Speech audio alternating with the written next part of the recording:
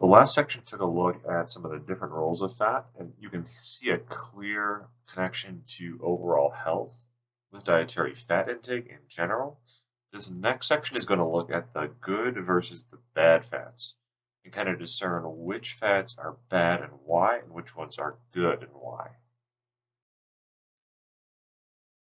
It's not necessarily the fats themselves that are bad, it's more so what's added to certain fatty foods. And so it's the processed meats, bacon, sausages, lunch meats, hot dogs, things that have nitrates that are added to them. Those things are very, very problematic. And they're linked to a lot of different health complications. So it's these fat sources that are the real obvious villains that are linked to poor health outcomes from a dietary fat standpoint. The fats that we reviewed in that last slide, those are linked to very negative health consequences. And the main reason that you have health consequences from those types of fatty foods is because eating those foods is going to create inflammation inside of us. And inflammation is the root cause of a lot of different physical and psychological conditions that are chronic and long-term. On the other end of the spectrum, fat, if you get the right sources, it can help to curb this and help to get rid of inflammation. So fat can have a very strong link with both of these things, but getting the right source is going to get rid of inflammation. Getting the wrong sources is just going to make this much worse. And this is going to outline how inflammation is going to affect cells. It's not really important that you understand this, but this will help you understand why inflammation is so bad. So normal cells are going to look like the cell on the left side of the screen. It's got all its electrons, which are the little circles in the outer layer. It's got all of them intact. And then what you have with the free radical or the damaged cell is a missing electron. And this is basically the effect that you're going to get from having inflammation going on inside of you. The cells are going to be damaged. And the more cells that are damaged, the more likely you are to have tissue and organ damage, and even potentially tissue and organ failure. So you want to get your cells back to what it looks like on the left in order for them to function normally. The more you have looking like the one on the right, the more likely you are to experience health complications and long-term health problems.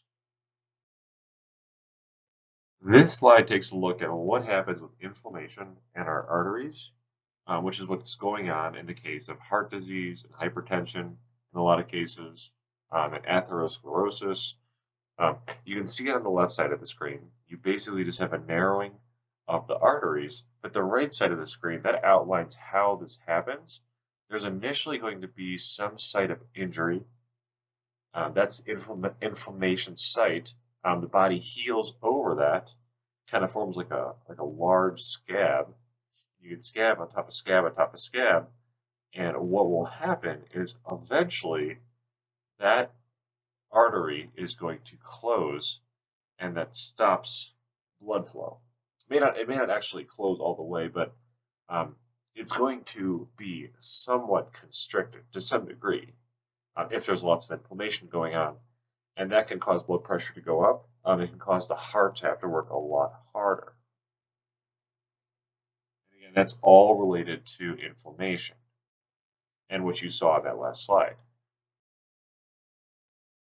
Omega-3 fats are one of the good guys. They're going to help to reduce inflammation and counteract the effects that we saw last slide, and they're going to stabilize and basically heal cells like we saw with that stable molecule from 2 slides ago.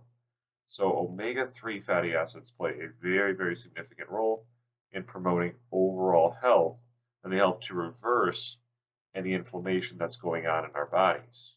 So omega-3 fats, very, very good.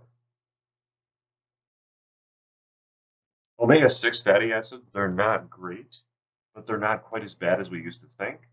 The main culprits for fat that are linked to poor health are fats that come from deep fried foods and processed meats. So the most important takeaway from this is not to really be too worried or too caught up with limiting omega-6 fatty acids and getting that balance of omega-3s to omega-6s correct. The most important thing we can do is to eat more unprocessed food and eat less processed food. And that applies to all foods, fats in particular, if you're looking at things from an inflammatory standpoint. In the past, there has been common public misconceptions that unsaturated fats are good and saturated fats are bad. Saturated fats aren't great, but there are saturated fat foods that have a lot of important nutrients. So it's more important that we kind of just keep an eye on our saturated fat intake and just don't overdo it. And then for unsaturated fats, that doesn't necessarily mean that they're healthy or unhealthy. Um, Unsaturated fats can be very healthy, they can be unhealthy, but we shouldn't look at unsaturated and think healthy or unhealthy. We have to look a little bit deeper into the picture there. We do know for a fact that monounsaturated fats are good, omega-3 fats are good, and trans fats are really, really bad. But those have been banned completely from our food supply.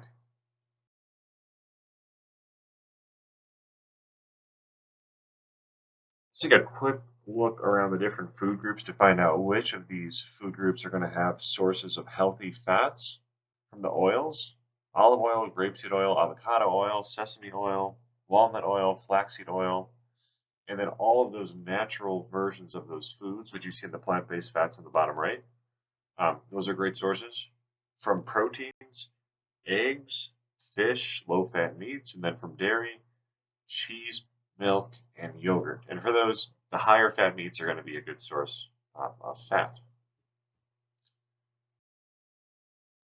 Goals set out for us in the dietary guidelines for Americans say not to limit or restrict fat intake, as has been previously a common public health message, especially like the 90s. We want to emphasize lots of really healthy sources of the dietary fats, so we get a lot of omega-3 fatty acids, which help reduce inflammation and promote overall health. And again, processed meats and added fats, if we're looking at how fats negatively influence health, it's through these things primarily. The processed meats, they're not bad because of the actual fat that they have, but because of something else that's added to them.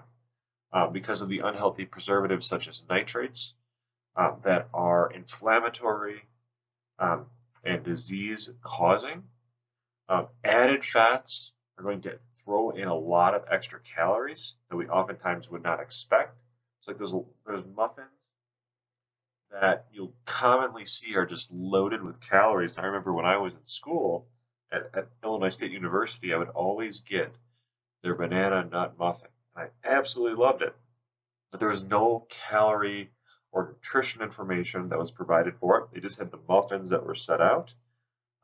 Since I've graduated, I've done a little bit more research, and a muffin that size typically is going to have anywhere between 600 and 700 calories, and that chocolate muffin that they had in the cafeteria was probably closer to 900 calories. Also, the added fats tend to have a poor balance of omega-3 to omega-6 fatty acids, which again is not terribly important, but having more omega-3s is more beneficial for overall health. Not terribly important that you know this, but kind of a fun fact with regards to the food labels. So you have a few designations on food: fat-free and reduced fat. Fat-free does not mean that it has zero fat in it. It just means that it has less than 0.5 grams of fat, which is still a pretty negligible amount. But say you were looking at something like trans fat from years ago, and that still was something that was in our food supply, it could say that this product could say that it was trans fat free, but have 0.4999999 grams of trans fat in it, which would still be an unhealthy amount to consume. And then reduced fat does not necessarily mean low fat. It just means that there is a comparable product, there's an original product, and from that product, there's been a reduction in how much fat is in it. So let's say that the original product had 20 grams of fat, which is a lot of fat. The reduced fat version of that product would have 15 grams or less because it has to have 25% less fat or more than that per serving than that regular reference product. 15 grams is significantly less, but it's still a lot of fat. I think you get the idea there. Reduced fat does not mean low fat. Let's think about that last slide, specifically the reduced fat section. Think about this. Maybe take out your calculator. Let's say a muffin has 20 grams of fat in its original product. The original muffin has 20 grams of fat. And the muffin company that makes this muffin, they want to make a reduced fat muffin. So remember, for this, you have to compare the reduced fat muffin with the original muffin. For it to be reduced fat, it has to be comparable to an original product. So with that in mind, what is the highest amount of fat that muffin can have to still be considered reduced fat? It starts with 20 grams. You can look back on the last slide to figure out what the calculation is to determine how much fat a reduced fat muffin can have. So that muffin can still have 15 grams of fat, a lot of fat, and still be considered a reduced fat muffin. After all we've been over this lecture, take some time to think critically. How are we able to incorporate healthy fat intake into each of these food groups? There's no specific spot for fat on my plate, but fat is still an essential nutrient, and it's very important that we're able to incorporate good sources of it into our diet. How are we able to incorporate good fats into each of these food groups? Think about that. This is not an assignment, just something for you to review to help you better understand and master this material. And that's it for this week. It's just carbohydrates and fats. Please review your assignment that's due this week. Email me if you have any questions, and have a great rest of your week.